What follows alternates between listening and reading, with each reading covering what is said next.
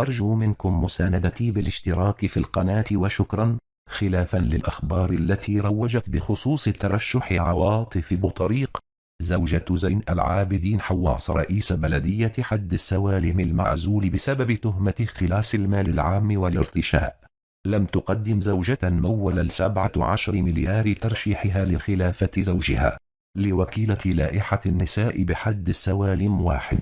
وخاصة وأنها تملك علاقات وتجربة في خوض الانتخابات، حيث يصفها أهل حد السوالم باء موطور نظرا لقدرتها على استمالة الناخبين خصوصا النساء. وعلمت فبراير أن بطريق البالغة من العمر 42 سنة كذبت كل الشائعات ولم تضع ترشحها لرئاسة جماعة حد السوالم بإقليم برشيد، حيث استقر رأي لائحة الاستقلال على الدفع بحكيم عفوت نائب الرئيس سابقا كمرشح بأغلبية عددية بتحالف مع لائحة البيجدي ذات المقعدين وهروب ماكر لعضوين من لائحة البام وعضوة من لائحة التقدم والاشتراكية. وقالت ذات المصادر أن ملأ مقعد حواص الشاغر لم يأتي إلا بعد تحركات كثيرة للاستقلاليين، خصوصا أن أحد قيادي البام وعد بأنه غدير خدمته لكي لا يتم ملء المقعد الشاغر،